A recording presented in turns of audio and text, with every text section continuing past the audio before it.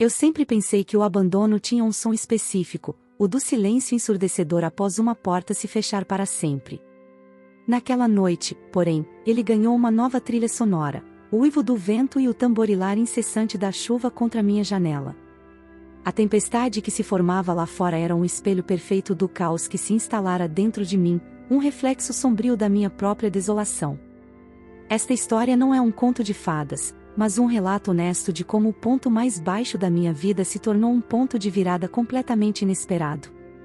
É sobre como, no meio do isolamento e do desespero, uma tempestade literal trouxe uma calmaria figurativa de uma forma que ninguém, nem mesmo eu, poderia ter previsto. O que aconteceu naquelas 48 horas mudou a minha percepção sobre segundas chances.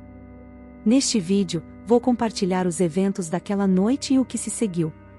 Não há fórmulas mágicas ou segredos universais aqui, apenas a minha experiência. Vou detalhar os encontros, as conversas e as decisões que me levaram de uma cabana isolada, sentindo-me esquecida pelo mundo, a um caminho que eu jamais imaginei ser possível para mim, enfrentando o ceticismo de todos ao meu redor. Meu nome é Helena, e por anos trabalhei como curadora de arte, uma profissão que me ensinou a encontrar beleza e significado em lugares inesperados. Essa habilidade foi testada ao máximo. Não sou uma guru de relacionamentos, apenas alguém que viveu algo extraordinário e sentiu a necessidade de contar, para talvez dar sentido a tudo. Acredito que a honestidade da minha jornada é minha única credencial. Para entender como um homem como ele pôde aparecer na minha porta, é preciso primeiro compreender o quão longe de tudo eu estava. Não apenas geograficamente, mas emocionalmente. A cabana não era um refúgio charmoso, era um exílio autoimposto, o último lugar que me restava depois que meu mundo desmoronou completamente meses antes. Se inscreva no canal para não perder o desenrolar desta história. Meses antes da tempestade, meu noivo e sócio nos negócios simplesmente desapareceu.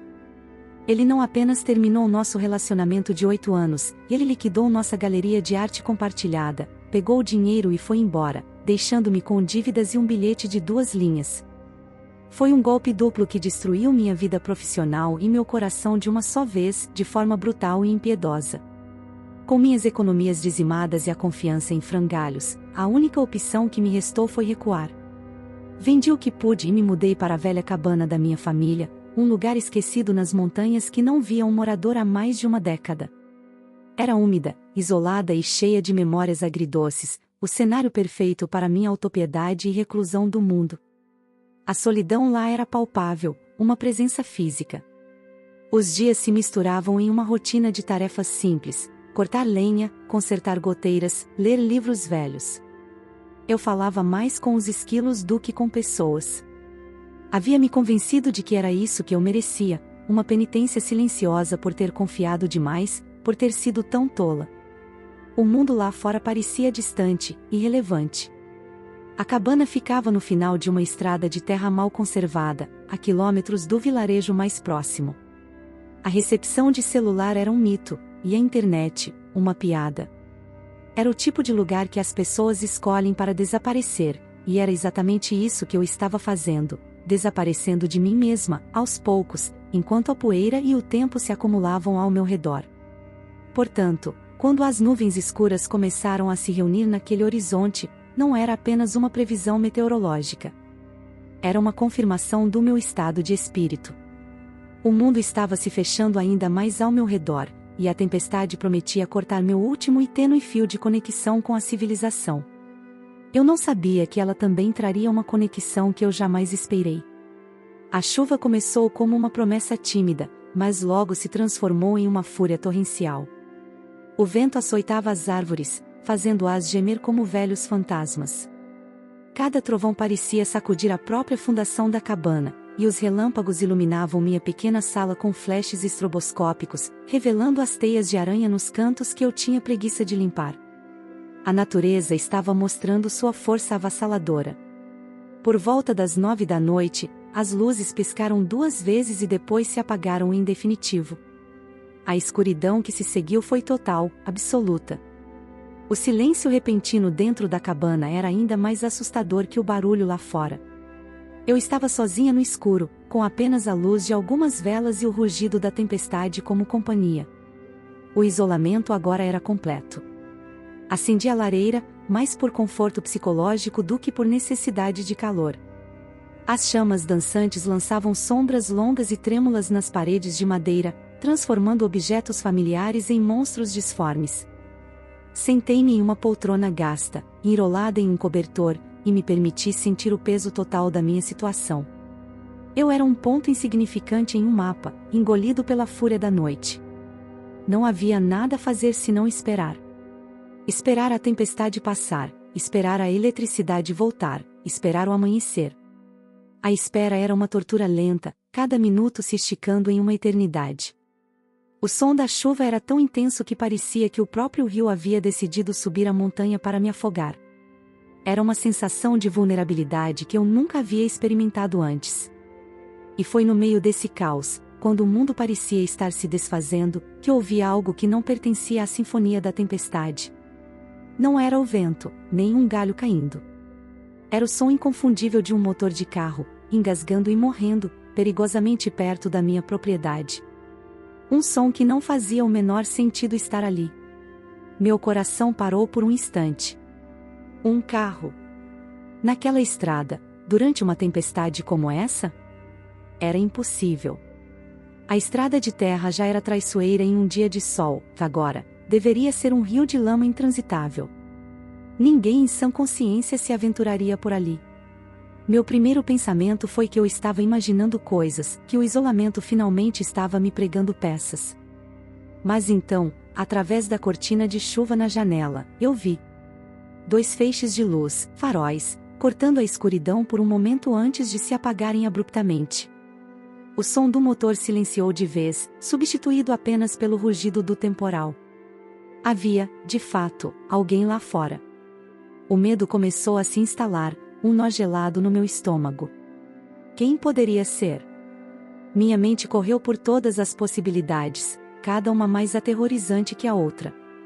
Um criminoso fugindo? Alguém perdido e perigoso? Ou talvez apenas um viajante tolo que subestimou o clima e agora estava preso. A incerteza era paralisante. Fiquei imóvel, ouvindo, tentando decifrar qualquer som que não fosse o da chuva e do vento que castigavam a cabana. Apaguei as velas, mergulhando a sala na escuridão completa, e me arrastei até a janela, espiando por uma fresta na cortina. Não conseguia ver muito, apenas a silhueta escura de um carro, um sedã grande e elegante que parecia completamente fora de lugar naquele cenário rústico e selvagem. A chuva batia no teto do veículo com uma fúria implacável. Por longos minutos, nada aconteceu. O carro permaneceu como um monumento escuro e silencioso à má decisão de seu motorista. Comecei a pensar que talvez a pessoa ficasse lá dentro, esperando a tempestade passar. Mas então, uma porta se abriu. Uma figura alta saiu do carro e, com dificuldade, começou a caminhar em direção à minha porta. O som das batidas na minha porta foi mais alto que o trovão. Eram 3 batidas firmes, urgentes, que ecoaram pela pequena cabana e diretamente na minha alma. Fiquei congelada no lugar, o coração martelando contra minhas costelas. Cada instinto de sobrevivência gritava para que eu ficasse quieta, para que eu fingisse que não havia ninguém em casa, para que eu esperasse o perigo ir embora. Quem quer que estivesse lá fora, estava desesperado. A força das batidas dizia isso. Podia ser um pedido de ajuda ou uma ameaça. Na minha posição, as 2 coisas eram igualmente assustadoras. Eu não tinha como me defender, não tinha como pedir socorro. A decisão de abrir ou não aquela porta parecia uma questão de vida ou morte, e eu estava completamente sozinha para tomá-la. Fui até a porta, pé ante pé, e olhei pelo antigo olho mágico, embaçado pela idade e pela umidade. Consegui ver uma silhueta masculina, alta, encharcada pela chuva. O homem estava de costas para a luz fraca da varanda, o que tornava impossível ver seu rosto. Ele parecia estar vestindo um terno, o que era ainda mais bizarro naquela situação. Ele bateu de novo, desta vez com mais força. Olá? Por favor, tem alguém aí? Meu carro quebrou, eu preciso de ajuda. A voz era grave, mas carregava um tom de exaustão, não de ameaça. Ainda assim, a cautela falava mais alto. O que eu deveria fazer? Ignorá-lo e arriscar deixar alguém em apuros? Ou abrir e arriscar a minha própria segurança? A imagem do meu próprio abandono veio à mente. A sensação de ser deixada para trás, sem ajuda. Talvez fosse a empatia, ou talvez fosse uma curiosidade imprudente, mas algo dentro de mim se moveu. Respirei fundo, girei a chave na fechadura e, com a corrente de segurança ainda no lugar, abri a porta apenas uma fresta, preparando-me para o que quer que estivesse do outro lado. A fresta da porta revelou um rosto. Não era o rosto de um monstro ou de um bandido. Era o rosto de um homem que parecia tão cansado quanto a própria noite. A chuva escorria por seus cabelos escuros e por sua mandíbula bem definida. Seus olhos, de um azul surpreendente, pareciam exaustos, mas focados em mim. Ele usava um terno caro, agora arruinado pela lama e pela água. Desculpe incomodar a esta hora, disse ele, sua voz soando um pouco rouca por cima do som da tempestade. Meu carro morreu. A estrada inundou logo atrás e não consigo voltar. Meu celular não tem sinal. Eu só preciso de um lugar para esperar a tempestade passar. Qualquer lugar. Havia uma dignidade em seu desespero que me desarmou um pouco. Hesitei, minha mão ainda firme na porta. A corrente de segurança parecia um fio de aranha frágil contra a força do mundo exterior. Ele viu minha hesitação e levantou as mãos em um gesto de rendição. Não vou causar problemas. Sou Arthur. Arthur Vance. Posso ficar na sua varanda, se preferir. Só não posso ficar lá fora. O nome não significava nada para mim naquele momento. Contra todo o meu bom senso, algo em sua vulnerabilidade me convenceu. Ele não parecia uma ameaça, parecia um homem que, assim como eu, havia sido pego desprevenido pela fúria da vida. Talvez fosse a solidão falando mais alto, a necessidade de ter outra presença humana por perto depois de tantos meses. Tirei a corrente. Pode entrar. Mas só até a chuva passar. Ele entrou, trazendo consigo o cheiro da chuva e do mundo exterior. A água pingava de seu terno no meu velho assoalho de madeira. Ele olhou ao redor, para minha humilde cabana iluminada por velas, e um lampejo de surpresa passou por seus olhos. Naquele instante, dois mundos completamente diferentes colidiram no limiar da minha porta. O silêncio que se instalou entre nós era quase tão denso quanto a tempestade lá fora. Ele permaneceu perto da porta, como se tivesse medo de contaminar meu espaço com sua presença imponente. O contraste era quase cômico, ele, em seu terno de grife encharcado, e eu, com meu suéter velho e calças de moletom, em uma cabana que parecia ter parado no tempo. Obrigado, ele disse finalmente, quebrando o silêncio. Você não tem ideia do quanto. Entreguei-lhe uma toalha áspera, a única limpa que eu tinha. Ele a aceitou com uma gratidão que parecia genuína, secando o rosto e o cabelo. Seus movimentos eram contidos, elegantes, mesmo em seu estado deplorável. Ele exalava uma aura de poder que nem a chuva conseguiu apagar. Eu apontei para a poltrona perto da lareira. Sente-se. Você vai pegar uma pneumonia aí. Ele obedeceu, sentando-se na beirada do assento, como se fosse um trono emprestado. O fogo da lareira iluminava seu rosto, revelando linhas de cansaço ao redor dos olhos que eu não tinha notado antes. Ele parecia carregar o peso do mundo em seus ombros. Eu posso te oferecer um chá ou água, ofereci, sentindo a inadequação da minha hospitalidade. Eu não tinha mais nada. Ele sorriu, um sorriso rápido e cansado. Água seria ótimo. Obrigado, desculpe, eu não perguntei seu nome. A formalidade em sua voz era estranha naquele ambiente. Helena, respondi, indo até a cozinha para pegar um copo. Enquanto a água da bomba manual enchia o copo, eu observava de soslaio. Ele olhava para as chamas, perdido em pensamentos. Quem era aquele homem?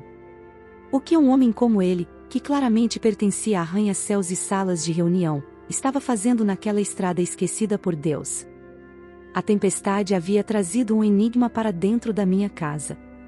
Ele bebeu a água como se fosse o néctar mais fino. Eu estava a caminho de uma reunião em Northwood e ele explicou, como se sentisse a necessidade de justificar sua presença. Meu GPS me deu uma rota alternativa para evitar um acidente na rodovia principal. Péssima ideia, obviamente. Ele balançou a cabeça, um misto de frustração e ironia em seu rosto. Ninguém usa esta estrada, eu disse, sentando-me na cadeira oposta. É praticamente abandonada. Ele me olhou com curiosidade. E você? O que a atrasa a um lugar como este? A pergunta era direta, mas não invasiva. Havia um interesse genuíno em seu tom. Por um momento, pensei em dar uma resposta vaga, em manter minhas barreiras erguidas.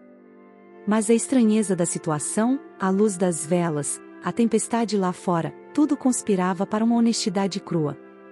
Eu também estou um pouco abandonada, admiti, a voz mais baixa do que eu pretendia. A confissão pairou no ar entre nós.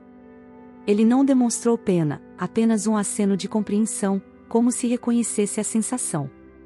Eu entendo o que é isso, ele disse, surpreendendo-me. Às vezes, os lugares mais cheios podem ser os mais solitários. Suas palavras eram simples, mas carregavam um peso de experiência. Pela primeira vez, eu vi além do CEO em apuros. Vi um ser humano que, de alguma forma, entendia a linguagem do isolamento, apesar de sua vida aparentemente glamourosa. Aquela pequena confissão mútua mudou a atmosfera. Não éramos mais apenas uma anfitriã relutante e um estranho encalhado. Éramos duas pessoas compartilhando um momento de vulnerabilidade, unidas por uma tempestade. A conversa começou a fluir com mais facilidade, preenchendo o espaço entre os trovões com histórias e perguntas que iam além da superfície. A fome se manifestou através de um ronco discreto no meu estômago. Percebi que ele também não devia ter comido. Eu tenho sopa enlatada e pão, ofereci. Não é muito, mas é quente. Seus olhos se iluminaram. Isso seria incrível. Eu não como nada desde o café da manhã. A simplicidade de sua gratidão era cativante. Fomos para a pequena cozinha. Acendi um antigo fogareiro de acampamento, já que o fogão era elétrico. O ritual de abrir a lata e aquecer a sopa em uma panela velha parecia surreal com ele ali, observando em silêncio. Ele se ofereceu para cortar o pão, e nós dois trabalhamos lado a lado em um silêncio confortável, como se já tivéssemos feito aquilo antes. Comemos sentados no chão, em frente à lareira, usando tigelas lascadas. A sopa era sem graça e o pão estava um pouco amanhecido, mas pareceu a melhor refeição que eu tive em meses. A tempestade continuava sua fúria lá fora, mas dentro da cabana, uma paz estranha havia se instalado. A presença dele não era mais uma invasão, já era uma companhia. Falamos sobre coisas triviais. Livros, filmes, o barulho engraçado que o vento fazia ao passar por uma fresta na janela. Ele tinha um senso de humor seco e inteligente. Eu me peguei rindo, um som que parecia estranho e enferrujado aos meus próprios ouvidos. Havia muito tempo que eu não ria daquele jeito, de forma tão genuína e despretensiosa. Naquele momento, ele não era um estranho poderoso e eu não era uma reclusa amargurada. Éramos apenas duas pessoas dividindo uma sopa enlatada, abrigando-se de uma tempestade. As barreiras que o mundo constrói, status, riqueza, dor, pareceram se dissolver no calor do fogo, deixando para trás apenas a nossa humanidade compartilhada. A conversa inevitavelmente voltou para a realidade. Esta reunião, comecei, curiosa. Era muito importante? Ele suspirou, o peso do seu mundo retornando visivelmente aos seus ombros. Era a negociação de uma fusão. Meses de trabalho, dezenas de empregos em jogo. Eu precisava estar lá. Ele olhou para o fogo, a mandíbula tensa. A menção de dezenas de empregos me atingiu. Era um lembrete gritante da escala em que sua vida operava, tão diferente da minha. Para mim, uma crise era uma conta não paga ou um coração partido. Para ele, uma crise envolvia o destino de empresas e de famílias. Senti-me pequena, e a distância entre nossos mundos pareceu aumentar novamente. Ele deve ter notado minha mudança de expressão. Mas quer saber de uma coisa estranha? Ele continuou, virando-se para mim. Uma parte de mim está aliviada. Fiquei surpresa. Aliviada? Por perder uma negociação tão importante? Ele deu um sorriso sem alegria. Estou aliviado por ter uma desculpa inquestionável. Ninguém pode culpar uma tempestade como esta. Eu estava exausto, Helena. Cansado de lutar, de jogar o jogo. Este negócio estava me consumindo. Sua confissão foi tão inesperada quanto sincera. O poderoso CEO, o homem que comandava as salas de reunião, estava admitindo sua própria fragilidade. Ele também estava, à sua maneira, procurando um abrigo contra uma tempestade. A dele era apenas de um tipo diferente. A revelação criou um novo tipo de intimidade entre nós. Não era mais apenas sobre o isolamento físico da tempestade, mas sobre o isolamento emocional que ambos sentíamos em nossas vidas. A noite estava se aprofundando, e com ela, as camadas de nossas personas estavam sendo lentamente removidas, revelando algo muito mais real por baixo. Encorajada por sua honestidade, contei-lhe sobre a galeria. Falei sobre a traição do meu ex-noivo, não com autopiedade, mas com a distância cansada que o tempo proporciona. Descrevi a sensação de ver o trabalho de uma vida inteira se transformar em pó, de como a paixão pela arte havia sido manchada pela ganância e pela decepção. Falei sobre como vim parar ali. Ele ouviu atentamente, sem interromper, seus olhos fixos em mim. Quando terminei, ele não ofereceu clichês ou palavras vazias de consolo. Em vez disso, ele disse: meu primeiro empreendimento foi uma empresa de tecnologia. Faliu em 6 meses. Perdi todo o dinheiro que meus pais me emprestaram. Foi a maior humilhação da minha vida. Eu me senti um fracasso completo. Sua história, contada de forma tão direta, me chocou. Era difícil imaginar aquele homem, a personificação do sucesso, como um jovem fracassado. Ele continuou, falando sobre as noites sem dormir, a vergonha de encarar a família e os amigos, a sensação de que nunca mais conseguiria se reerguer. Sua experiência era diferente da minha, mas o sentimento era o mesmo. Descobrimos um terreno comum na terra árida do fracasso. Era um clube exclusivo do qual ninguém queria fazer parte, mas que conectava seus membros de uma forma profunda. Rimos amargamente de nossas próprias ingenuidades passadas, de como acreditávamos que tínhamos tudo sob controle antes que a vida nos desse uma rasteira. A partilha do fracasso nos tornou iguais. A noite avançava, e a tempestade lá fora parecia diminuir seu ritmo, como se também estivesse ouvindo nossas histórias. A troca de confidências nos despiu de nossas armaduras. Naquela cabana, éramos apenas Arthur e Helena, 2 pessoas que entendiam o que significava perder tudo e ter que encontrar uma maneira de continuar. A conversa se afastou das tristezas e fluiu para territórios mais leves. Descobrimos que ambos tínhamos uma paixão por livros de ficção científica clássica, um gosto considerado antiquado por muitos. Ele citou uma passagem de um autor obscuro, e eu completei a frase. Seus olhos se arregalaram em genuína surpresa e deleite, e um sorriso largo iluminou seu rosto. Foi um momento pequeno, mas significativo. Uma conexão intelectual que transcendia nossas circunstâncias. Começamos a discutir fervorosamente nossas teorias sobre os finais de certos livros, sobre as implicações filosóficas de outros. A energia na sala mudou, tornando-se vibrante e animada. Esquecemos a tempestade, o carro quebrado, as vidas complicadas que nos esperavam. Ele revelou um lado seu que eu nunca esperaria, um nerd apaixonado por histórias de outros mundos. Ele falou sobre como, quando a pressão de sua vida se tornava insuportável, ele se refugiava naquelas páginas, encontrando consolo em futuros distópicos e galáxias distantes. Era um escapismo que eu entendia perfeitamente, pois fazia o mesmo com minha arte. Rimos quando percebemos que ambos detestávamos a mesma tendência cinematográfica e amávamos o mesmo tipo de café. Eram pequenas coincidências, mas que se somavam, tecendo um fio de familiaridade entre nós. A sensação de estar diante de um completo estranho havia desaparecido completamente, substituída pela sensação de ter encontrado um espírito afim no lugar mais improvável do mundo. A tensão inicial entre nós, nascida do medo e da desconfiança, havia se transformado em uma camaradagem fácil e natural.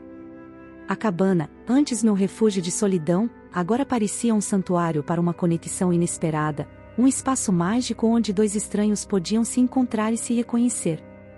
Em um momento de silêncio, enquanto apenas o crepitar do fogo preenchia o ar, ele olhou para mim com uma intensidade que me fez prender a respiração. Eu não estava apenas indo para uma reunião, Helena, ele admitiu em voz baixa. Eu estava fugindo. A confissão pairou no ar, carregada de um peso que eu não esperava. Fugindo? Repeti, confusa. Fugindo de quê? Ele desviou o olhar para as chamas. De um noivado. Ou do fim dele, para ser mais preciso. Ele me contou sobre uma mulher de seu círculo social, uma união que era mais uma fusão de negócios do que um romance. Um arranjo que seus pais aprovaram e que a sociedade esperava. Eu terminei tudo na noite passada, continuou ele. A reação foi catastrófica. Famílias envolvidas, contratos em risco. A reunião de hoje era, em parte, uma tentativa de controlar os danos. Ele descreveu a pressão, as acusações, a sensação de estar sufocando em uma vida que não era sua. A viagem para Northwold era tanto um dever profissional quanto uma desculpa para escapar da cidade. Sua história ecoou a minha de uma forma estranha. Ambos estávamos lidando com Eu observava a pequena caixa de madeira sobre a lareira, um objeto que parecia carregar mais peso do que seu tamanho sugeria. Arthur nunca a mencionava, mas seus olhos ocasionalmente se desviavam para ela, carregados de uma melancolia que eu não conseguia decifrar. Era um cofre silencioso em meio à nossa crescente intimidade, uma parte dele que permanecia trancada e fora do meu alcance, um lembrete sutil de que todos nós temos nossos próprios fantasmas. Meu passado me ensinou a desconfiar de portas fechadas e segredos guardados. O abandono que sofri foi precedido por silêncios e mistérios, e uma parte de mim, a parte ferida, sussurrava para que eu tomasse cuidado. Contudo, o homem que eu conhecia, Arthur, era a personificação da transparência e da gentileza. Essa dissonância entre o homem e o objeto criava uma tensão interna que me consumia lentamente. Eu sabia que perguntar diretamente poderia ser visto como uma invasão de privacidade, uma quebra da confiança que estávamos construindo com tanto esmero. Ele tinha direito ao seu passado, assim como eu tinha ao meu. Mas a curiosidade se misturava com um medo primordial. E se o conteúdo daquela caixa pudesse destruir o refúgio que havíamos criado juntos? Era um medo que me mantinha acordada à noite. Decidi não confrontá-lo, mas observar. Talvez ele me desse uma abertura, um sinal de que estava pronto para compartilhar o que quer que estivesse guardado ali. Passei a notar os pequenos rituais, a forma como ele passava os dedos pela tampa entalhada quando pensava estar sozinho, o suspiro quase inaudível que escapava de seus lábios. Cada gesto era uma peça de um quebra-cabeça que eu não sabia como montar. Uma noite, enquanto ele dormia, a luz da lua iluminou seu escritório. Fui buscar um copo d'água e passei pela porta entreaberta. Sobre a mesa, ao lado de uma pilha de documentos, vi algo que não estava lá antes, uma pequena chave de latão, ornamentada e antiga. Meu coração acelerou. Era a chave da caixa. A tentação e o medo travaram uma batalha silenciosa dentro de mim. A chave parecia pulsar com uma energia própria sob a luz prateada da lua. Pegá-la seria cruzar uma linha invisível, um ponto de não retorno em nosso relacionamento. Deixá-la ali seria conviver com a dúvida agonizante, permitindo que a sombra do desconhecido se alongasse sobre nós. Lembrei-me das noites em que me senti sozinha, imaginando o que o futuro me reservava, e percebi que a incerteza era um veneno que eu não queria mais beber. Meu instinto me dizia que o conteúdo daquela caixa não era sobre outra mulher ou um romance perdido, era algo mais profundo, mais antigo. Era a fonte daquela tristeza ocasional que velava seus olhos. Entendi que, para amá-lo por completo, eu precisava entender a origem de suas cicatrizes, assim como ele havia aceitado e cuidado das minhas sem julgamento. A confiança não era apenas sobre o que compartilhamos, mas também sobre o que ousamos descobrir. Com os dedos trêmulos, peguei a chave. Não era um ato de espionagem, mas um ato de desespero por conexão, uma tentativa de compreender a alma do homem que havia me mostrado o que era ser amada de verdade. Voltei para a sala de estar, onde a caixa de madeira me aguardava como um oráculo silencioso. O destino do nosso futuro parecia estar contido naquele pequeno objeto. Se você já se sentiu dividido entre o medo do desconhecido e a necessidade de entender a verdade, sabe a angústia que senti naquele momento. Essa jornada de descobertas é o que molda nossas relações. Se esta história está te envolvendo, se inscreva no canal para não perder o desenrolar dos acontecimentos e deixe seu like para apoiar narrativas que exploram a complexidade dos sentimentos humanos. Com a chave na mão, aproximei-me da lareira. O metal frio contrastava com a pele quente da minha palma. Respirei fundo, preparando-me para o que quer que estivesse por vir. Inseri a chave na fechadura. O clique suave que se seguiu soou como um trovão no silêncio da casa, um som que selaria nosso destino de uma forma ou de outra, e eu estava prestes a descobrir qual seria. Girei a chave e a tampa se abriu com um rangido suave. O interior era forrado de veludo azul escuro, e o cheiro de papel antigo e lavanda seca preencheu o ar. Não havia joias ou relíquias, mas sim um maço de cartas, amarradas com uma fita de seda desbotada. No topo, uma única fotografia em preto e branco de uma jovem mulher com um sorriso radiante e olhos que pareciam conter a luz das estrelas. Com o coração apertado, peguei a primeira carta. A caligrafia era elegante, fluida. Começava com "Meu querido Arthur". E era assinada, sua, para sempre, Elara. Elara. O nome ecoou em minha mente. Não era uma rival, mas sim uma presença fantasmagórica. As cartas não falavam de um amor que terminou, mas de um amor que foi interrompido, cheio de sonhos e planos para um futuro que nunca chegou. Li trechos sobre a casa de campo que planejavam construir, sobre o nome que escolheriam para o primeiro filho, sobre as viagens que fariam. Cada palavra era uma facada em meu peito, não de ciúmes, mas de uma profunda e avassaladora empatia. Arthur não estava guardando um amor antigo, ele estava guardando um luto, uma vida inteira que lhe foi roubada de forma abrupta e cruel. A última carta estava datada um dia antes do acidente. Elara falava sobre a surpresa que tinha para ele, sobre como mal podia esperar para contar pessoalmente.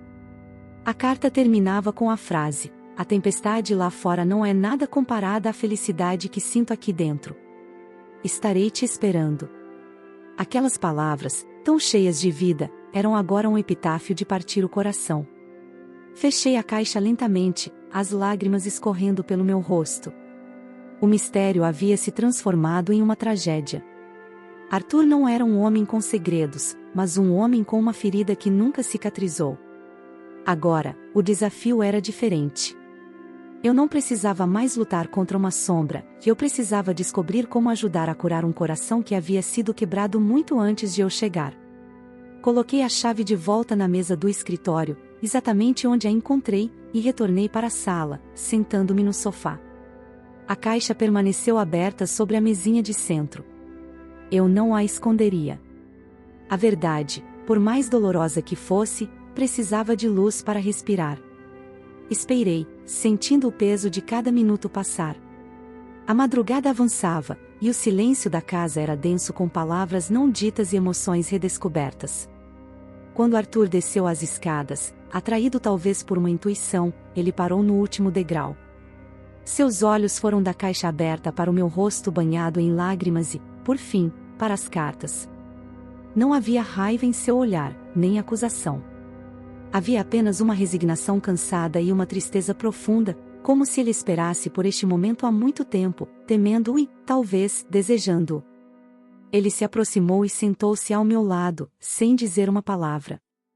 Pegou a fotografia de Elara e a segurou com uma delicadeza que revelava a profundidade de sua dor. "Ela era minha noiva", ele disse, sua voz embargada. "Nós íamos nos casar naquela semana.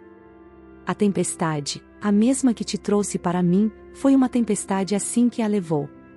O mundo pareceu parar de girar. A ironia do destino era cruel e poética. A mesma força da natureza que havia destruído sua vida anos antes foi a que me colocou em seu caminho. Naquele momento, todas as peças se encaixaram. Sua aversão a dirigir na chuva, sua necessidade de garantir que eu estava segura, seu cuidado quase excessivo. Tudo era um eco daquela perda devastadora, uma tentativa de reescrever um final trágico. Ele então começou a falar, e as palavras fluíram como um rio represado por anos. Contou-me sobre Elara, sobre o amor deles, sobre a culpa que carregava por não estar com ela naquele dia. Eu não o interrompi. Apenas ouvi, segurando sua mão, oferecendo o único consolo que podia, minha presença silenciosa, meu testemunho de sua dor. Aquele diálogo na madrugada foi o verdadeiro início da nossa história. As semanas seguintes foram diferentes. A revelação sobre Elara não nos afastou, pelo contrário, criou uma nova camada de intimidade. Contudo, era uma intimidade frágil. A presença dela, antes um mistério, agora era um fato concreto em nossa casa. Eu via seu rosto na fotografia sobre a lareira e sentia seu espírito nas histórias que Arthur, aos poucos, compartilhava comigo. Era como viver em uma casa com um fantasma benevolente. Comecei a me questionar sobre meu lugar em sua vida. Eu era uma continuação do amor que ele sentia por ela ou algo inteiramente novo? Estaria ele me amando por quem eu sou, ou por eu preencher um vazio que ela deixou? Essas dúvidas eram como ervas daninhas, crescendo silenciosamente em meu coração, ameaçando sufocar a felicidade que eu havia encontrado. O medo do abandono, meu velho companheiro, ressurgia. Eu me esforçava para ser compreensiva, para honrar a memória dela. Nunca pedi que ele guardasse a foto ou as cartas. Entendia que o luto era parte de quem ele era. Mas, humanamente, era difícil competir com uma memória perfeita. Elara estava congelada no tempo como a jovem noiva radiante, imune aos defeitos, às discussões e às imperfeições de um relacionamento real e cotidiano. A situação atingiu um ponto crítico durante um jantar com os pais de Arthur. Sua mãe, com a melhor das intenções, comentou o quanto eu a lembrava de Elara em certos aspectos. A mesma bondade nos olhos, ela disse, sorrindo. Para ela, era um elogio. Para mim, foi a confirmação dos meus piores medos. Senti-me como uma substituta, uma peça de reposição para um coração quebrado. Naquela noite, a distância entre nós na cama parecia um abismo. O silêncio não era mais confortável, mas carregado de tensão. Eu sabia que precisávamos conversar, mas não encontrava as palavras. Como eu poderia expressar meus sentimentos sem parecer egoísta ou desrespeitosa com a dor dele? A sombra de Elara estava se tornando grande demais, ameaçando apagar a luz do nosso próprio amor. A tensão persistiu por dias. Eu me tornei mais quieta, e Arthur, percebendo minha retração, tornou-se mais cauteloso. A comunicação fluida que havíamos construído estava se solidificando em um gelo fino de inseguranças. Foi então que me lembrei da razão pela qual estávamos juntos, a honestidade brutal que a tempestade nos forçou a ter desde o primeiro momento. Eu precisava ser honesta de novo, mesmo que isso arriscasse tudo. Uma noite, enquanto olhávamos as estrelas da varanda, tomei coragem. Arthur, comecei, minha voz um pouco trêmula. Eu preciso que você saiba que eu respeito e honro a memória de Elara. A história de vocês é linda e trágica. Mas eu não posso ser ela. E tenho medo de que, para você, eu seja apenas um eco dela. As palavras saíram, e eu prendi a respiração, esperando sua reação. Ele se virou para mim, seu rosto sério sob a luz do luar. Ele não negou, não tentou me tranquilizar com frases fáceis. Em vez disso, ele pensou por um longo momento. Quando te conheci, ele disse finalmente, eu vi em você a força que eu tinha perdido. Você não me lembra Elara. Você me lembra a vida, Clara. Você me lembra que é possível sentir o sol depois de uma longa tempestade. Suas palavras foram um bálsamo. Ele admitiu que, no início, talvez estivesse procurando por familiaridade, por conforto. Mas o que sentia por mim era diferente, era novo. O amor por Elara era o amor da juventude, cheio de sonhos e ideais. O amor por mim era o amor da maturidade, forjado na dor, na compreensão e na aceitação mútua de nossas imperfeições e cicatrizes. Naquele momento, a sombra de Elara não desapareceu, mas mudou de forma. Ela deixou de ser uma rival e se tornou parte da fundação da nossa história, um lembrete da fragilidade da vida e da resiliência do coração humano. Decidimos juntos guardar a caixa e a foto em um lugar especial, não para esquecer, mas para criar nosso próprio espaço. Estávamos construindo uma nova ponte, uma que nos levaria para o nosso futuro. Com a questão de Elara resolvida, uma paz genuína se instalou entre nós. Estávamos mais fortes, nossa fundação solidificada pela vulnerabilidade e pela verdade. Começamos a fazer planos, não para uma vida inteira, mas para o dia seguinte, para a semana seguinte, aprendendo a valorizar o presente. Arthur parecia mais leve, e eu, pela primeira vez em anos, sentia que pertencia a algum lugar. A vida parecia, finalmente, estar nos eixos. Foi em uma tarde ensolarada de terça-feira que o passado de Arthur voltou a bater à porta. Desta vez de forma literal estávamos no jardim quando um carro elegante parou em frente à casa. Dele desceu um homem mais velho, de feições severas, acompanhado por uma mulher que era a imagem exata da fotografia de Elara, apenas com um olhar mais duro, menos sonhador. O sorriso de Arthur desapareceu. Ricardo. Liana, ele disse, sua voz tensa. O que fazem aqui? O homem, Ricardo, era o pai de Elara. A mulher, Liana, sua irmã gêmea. Eu não sabia que ela tinha uma irmã, muito menos uma gêmea idêntica. A semelhança era tão chocante que por um instante me faltou o ar. Era como se o fantasma com quem eu havia feito as pazes tivesse se materializado diante de mim. A visita não era amigável. Ricardo mal me olhou, seus olhos fixos em Arthur com uma frieza cortante. Liana, por outro lado, me analisou da cabeça aos pés, um sorriso sutil e indecifrável em seus lábios. Eles haviam ficado sabendo do nosso relacionamento e não estavam felizes. Para eles, Arthur seguir em frente era uma traição à memória de Elara. A conversa foi breve e gelada. Eles deixaram claro que viam minha presença como uma afronta e que fariam o que fosse preciso para proteger o legado de sua filha. A ameaça velada pairou no ar muito depois de eles partirem. A paz que havíamos conquistado com tanto esforço foi estilhaçada, e um novo tipo de tempestade, uma movida pela dor e pelo rancor, começava a se formar no horizonte. A visita da família de Elara deixou uma marca indelével. Arthur se fechou novamente, não de mim, mas para o mundo. A culpa, que ele estava aprendendo a deixar para trás, voltou com força total, alimentada pelas acusações de Ricardo. Ele se sentia como se estivesse traindo a memória de Elara ao ser feliz comigo, uma ideia que o pai dela fez questão de reforçar. A alegria em nossa casa foi substituída por uma apreensão constante. Liana, a irmã gêmea, começou uma campanha sutil, mas perversa. Ela usava sua semelhança com Elara como uma arma. Começou a aparecer em lugares que Arthur frequentava, a ligar para a empresa com pretextos vagos, a enviar mensagens relembrando datas e momentos que ele compartilhou com a irmã. Cada interação era calculada para desestabilizá-lo, para mantê-lo preso ao passado. Eu me sentia impotente. Tentar argumentar com Arthur sobre a manipulação de Liana só o deixava mais defensivo. Ele via uma mulher de luto, uma irmã que sentia falta da outra metade de sua alma. Ele não conseguia enxergar a malícia por trás de seus atos, pois isso significaria admitir que a família da mulher que ele amou era capaz de tal crueldade. Eu era a intrusa, a estranha, e minha opinião tinha menos peso.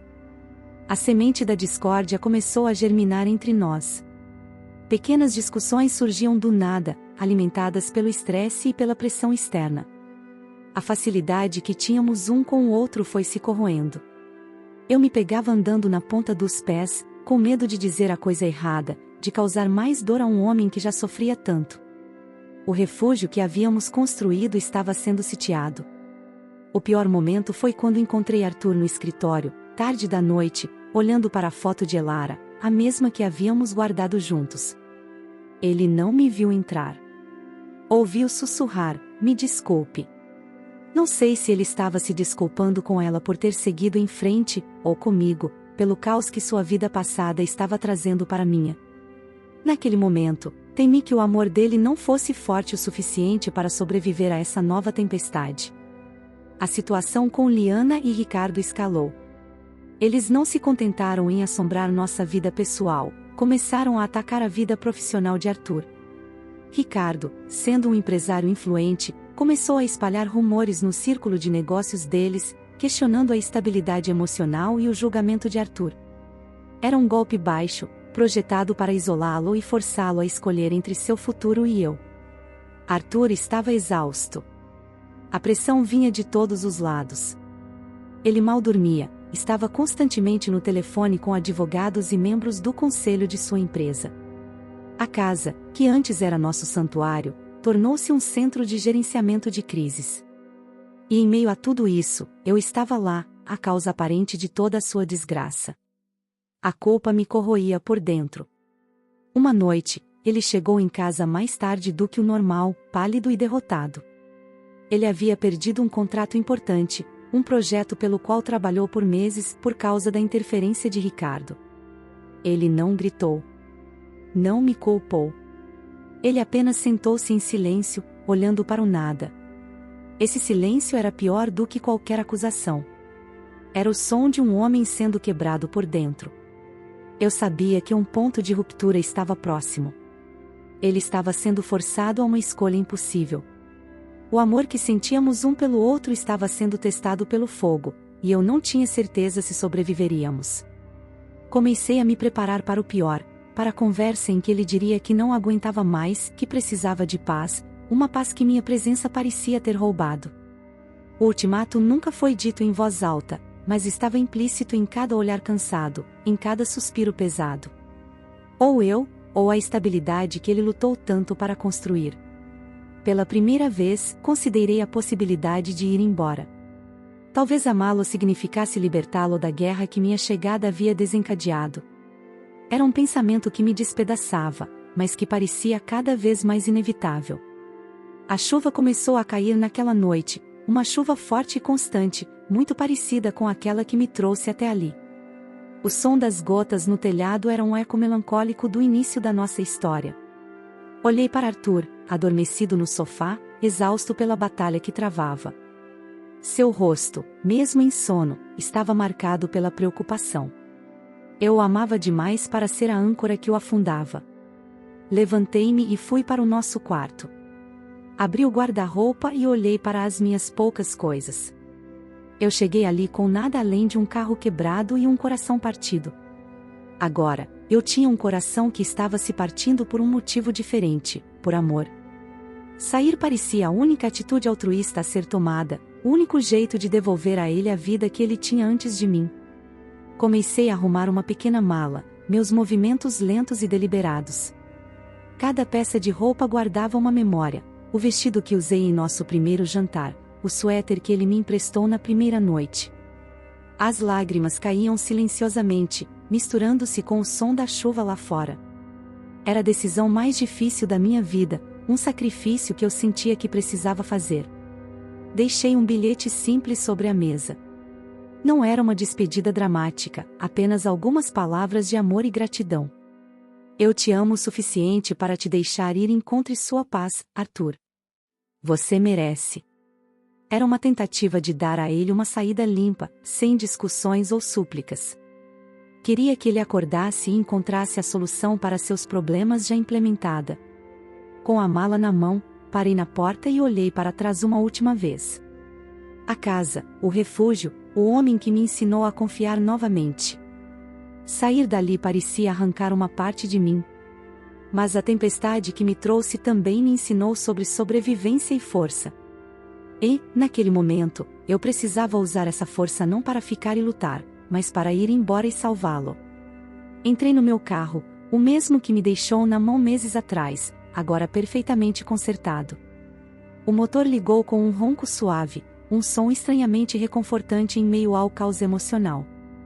A chuva batia forte no para-brisa, e os limpadores lutavam para manter a visibilidade, transformando as luzes da rua em borrões aquarelados. Era uma despedida dolorosamente simétrica ao meu primeiro encontro com aquele lugar. Dirigi sem rumo por alguns minutos, as ruas escuras e desertas refletindo o vazio que se instalava em meu peito. Cada quilômetro que me afastava da casa de Arthur parecia aumentar o peso em meu coração. As palavras do bilhete ecoavam em minha mente. Eu te amo o suficiente para te deixar ir. Será que era mesmo amor, ou era covardia? Estava eu o libertando, ou estava apenas fugindo da luta, repetindo o padrão de abandono da minha própria vida? Foi então que a imagem do rosto de Arthur, exausto no sofá, voltou à minha mente. Mas, desta vez, vi algo diferente. Não vi um homem que precisava ser salvo, mas um homem que precisava de uma parceira para lutar ao seu lado. Ir embora não era um ato de amor, era um abandono. Eu estava fazendo com ele exatamente o que a vida já havia feito, deixá-lo sozinho para lidar com a tempestade. A realização me atingiu como um raio. O amor não é sobre sacrifícios unilaterais e fugas nobres. É sobre enfrentar as adversidades juntos, sobre ser o porto seguro um do outro quando as ondas estão altas. Eu não era a causa de seus problemas, eu era o catalisador que trazia à tona problemas que já existiam, feridas que nunca foram curadas. E eu não podia curá-las indo embora. Pisei no freio tão bruscamente que o carro derrapou um pouco na pista molhada. Meu coração martelava. Com uma determinação que eu não sentia há muito tempo, fiz o retorno. A decisão estava tomada. Eu não ia fugir. Eu voltaria para aquela casa, acordaria Arthur e diria a ele que não iria a lugar nenhum. Lutaríamos contra Ricardo, contra Liana e contra os fantasmas do passado, juntos. Voltei para casa e encontrei tudo como havia deixado. Arthur ainda dormia, alheio à minha partida e retorno.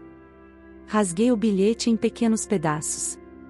A hora da fuga havia passado, agora era a hora da luta. Sentei-me ao lado dele e toquei seu ombro suavemente. Arthur, acorde. Precisamos conversar. E depois, precisamos agir. Ele despertou confuso, mas quando viu a determinação em meus olhos, sua sonolência desapareceu. Contei a ele sobre minha tentativa de ir embora e por que voltei. Eu não vou ser a donzela que foge da torre, nem a mártir que se sacrifica, eu disse, minha voz firme. Eu sou sua parceira. E parceiros enfrentam as tempestades juntos. A guerra deles não é com você, é com a sua felicidade. E eu sou parte da sua felicidade. Uma nova luz surgiu em seu olhar. Minha força parecia ter reacendido a sua. Pela primeira vez em semanas, vi o CEO resiliente e estratégico, não o homem assombrado pelo luto. Passamos o resto da noite planejando, não uma defesa, mas um contra-ataque. Decidimos que o confronto não seria com Ricardo, o pai enlutado, mas sim com Liana, a verdadeira arquiteta da manipulação. No dia seguinte, Arthur marcou um encontro com ela em um local neutro, um café no centro da cidade. Ele não foi sozinho. Eu estava ao seu lado, não como uma espectadora silenciosa, mas como uma participante ativa. Quando Liana chegou e me viu ali, seu sorriso vacilou por um instante. Ela esperava encontrar um Arthur enfraquecido e sozinho, pronto para ceder. Encontrou uma frente unida. A conversa foi tensa. Arthur foi direto ao ponto. Ele expressou seu respeito pela dor dela, mas deixou claro que não permitiria que ela usasse a memória de Elara para destruir sua vida. Foi quando eu falei, dirigindo-me a ela. A confissão de Arthur sobre seu passado não foi um pedido de pena, mas um espelho. Em seus olhos, vi o mesmo medo de abandono que me assombrava há anos. Ali, com os destroços da tempestade ainda ecoando lá fora, não éramos um CEO e uma mulher perdida. Éramos dois sobreviventes de naufrágios diferentes, encontrando um porto seguro um no outro, uma boia em meio ao caos de nossas próprias histórias. Nossa conversa se estendeu pela noite, despida de máscaras e formalidades. Cada palavra trocada era um tijolo, construindo uma ponte sobre o abismo que nos separava. A vulnerabilidade dele me deu permissão para ser verdadeiramente vulnerável também. Falamos sobre sonhos desfeitos, sobre a solidão que o sucesso impõe e sobre o peso de corresponder às expectativas de um mundo que nunca parece satisfeito com quem somos. Percebi que o que sentíamos não era uma consequência da proximidade forçada pela tempestade. Era algo que crescia apesar dela, ou talvez por causa dela. O confinamento apenas acelerou um processo de reconhecimento que, em circunstâncias normais, levaria meses ou anos. Aquele casulo de isolamento nos permitiu ver a essência um do outro sem as distrações e os preconceitos do mundo exterior que nos aguardava. Naquela noite, uma aliança silenciosa foi selada. Não com promessas vazias ou declarações grandiosas, mas com a compreensão mútua de que havíamos encontrado algo raro. Um entendimento que ia além da atração física ou da conveniência. Era um pacto de almas que se reconheciam na dor e na esperança de encontrar um caminho diferente para seguir, um caminho que talvez pudéssemos trilhar juntos. Mas, enquanto o sol da manhã começava a raiar, tímido, no horizonte, um novo tipo de ansiedade começou a surgir. O som do vento diminuía, a chuva cessava. A tempestade física estava terminando, e com ela, nossa bolha de isolamento. A verdadeira prova da nossa recém-formada aliança não seria enfrentar a fúria da natureza, mas sim o mundo que deixamos para trás. O primeiro raio de sol que atravessou a janela da biblioteca pareceu um invasor. Durante dias, a penumbra e o som da chuva foram nossa realidade, um mundo à parte onde apenas nós dois existíamos. Agora, a luz crua da manhã trazia consigo a promessa do fim, não apenas do mau tempo, mas do nosso refúgio. Olhei para Arthur e vi a mesma apreensão espelhada em seu rosto. Lá fora, o mundo estava sendo lavado, limpo pela tempestade. Mas e aqui dentro? O que aconteceria quando as estradas fossem liberadas e os telefones voltassem a funcionar? Ele voltaria a ser o CEO inatingível, imerso em reuniões e decisões de milhões de dólares, e eu voltaria a ser ninguém? A incerteza era um nó frio no meu estômago, mais assustador do que qualquer trovão que ouvimos. Caminhamos pela casa em silêncio, observando os estragos no jardim. Árvores caídas, folhas por toda parte. Era um reflexo do nosso próprio estado interior, uma calmaria após um evento cataclísmico, mas com os destroços ainda visíveis. A beleza e a força da nossa conexão foram forjadas no caos. A questão era se ela seria frágil demais para sobreviver à ordem e à rotina que nos esperavam. Arthur parou perto de uma janela e olhou para o horizonte. A calmaria pode ser mais desafiadora que a tempestade, ele disse, quase como um sussurro. Na tempestade, você só tem uma opção: sobreviver. Na calmaria, você precisa escolher como viver. Suas palavras ecoaram a minha maior dúvida. Nós sobrevivemos juntos, mas seríamos capazes de escolher viver juntos? A simplicidade da nossa convivência estava prestes a colidir com a complexidade de nossas vidas. Foi então que ouvimos um som distante, mas inconfundível. O motor de um carro se aproximando lentamente pela estrada de acesso. O mundo exterior não estava mais apenas batendo à porta, ele estava arrombando a fechadura. Aquele som marcou o fim definitivo do nosso tempo isolado e o começo de um teste que definiria tudo. O mundo real havia chegado para nos buscar. O carro que chegou não era de resgate. Era um sedã preto e luxuoso, do qual desceu um homem de terno impecável, segurando um tablet como se fosse uma arma. Era o assistente de Arthur, e seu rosto era uma mistura de alívio e pânico profissional. O mundo dos negócios de Arthur não havia parado, apenas tinha sido colocado em espera forçada. A bolha estourou no instante em que os dois começaram a falar em um jargão corporativo que eu não entendia. De repente, Arthur se transformou. O homem vulnerável que compartilhou seus medos comigo deu lugar ao CEO comandante, que dava ordens rápidas e precisas. Vi a mudança em sua postura, no tom de sua voz. Ele não fez isso para me excluir, era simplesmente seu modo de operação padrão. Mas, para mim, foi como se uma parede de vidro tivesse subido instantaneamente entre nós, me deixando do lado de fora. Senti-me pequena e deslocada. A minha realidade era um apartamento simples, contas a pagar e uma carreira que eu nem sabia se queria mais. A dele era feita de fusões, aquisições e uma equipe que dependia de cada decisão sua. Como esses dois universos poderiam coexistir? A história que vivemos parecia agora um conto de fadas prestes a ser desmentido pela dura luz da realidade cotidiana. Ele percebeu meu recuo. Após dispensar seu assistente com uma lista de tarefas, ele se virou para mim. A expressão em seu rosto suavizou, mas a tensão permaneceu no ar. Isso é a outra parte de mim, ele disse, com uma honestidade quase dolorosa. Não é tudo o que eu sou, mas é uma parte que existe. E eu não sei como juntar as duas coisas.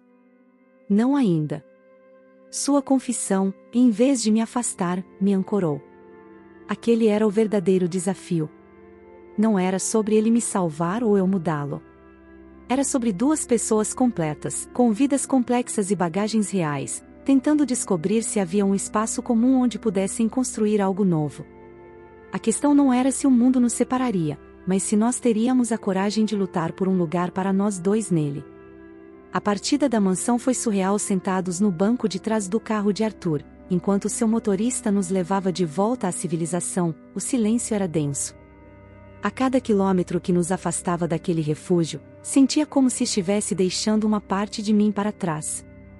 Olhávamos para a mesma paisagem, mas eu me perguntava se estávamos vendo o mesmo futuro. Aquele trajeto era a verdadeira transição. Arthur segurou minha mão, mas seu olhar estava distante, provavelmente já processando as dezenas de problemas que o aguardavam na empresa. Eu não o culpava. Era a vida dele. A minha, no entanto, era uma folha em branco, e pela primeira vez, isso não me parecia assustador, mas sim uma oportunidade. A tempestade não destruiu apenas minha antiga vida, ela limpou o terreno para algo novo. Quando chegamos à cidade, o contraste foi brutal. O barulho, as luzes, a pressa de todos. Parecia um mundo alienígena depois da quietude da mansão. Ele me perguntou para onde eu queria ir. A pergunta pairou no ar, carregada de significado. Eu poderia pedir para ele me deixar no meu antigo apartamento, encerrando o capítulo. Ou poderia escolher algo diferente. Escolher a incerteza. Leve-me com você, eu disse, com a voz mais firme do que eu esperava. Não como uma convidada ou alguém que você resgatou, mas como uma parceira. Vamos descobrir como isso funciona, juntos. Mesmo que ninguém entenda. Mesmo que pareça uma loucura. Olhei nos olhos dele, e vi o CEO desaparecer por um instante, dando lugar ao homem que conheci durante a tempestade. Um sorriso lento se formou em seus lábios. Aquela foi a nossa verdadeira escolha. Não foi um final de conto de fadas, mas um começo. Um começo desafiador, cheio de obstáculos e dúvidas. Sabíamos que enfrentaríamos o ceticismo de amigos, família e do mundo. A nossa história era tão improvável que soaria como ficção. Mas ela era nossa, e estávamos decididos a escrevê-la, não importava quão difícil fosse a jornada que tínhamos pela frente.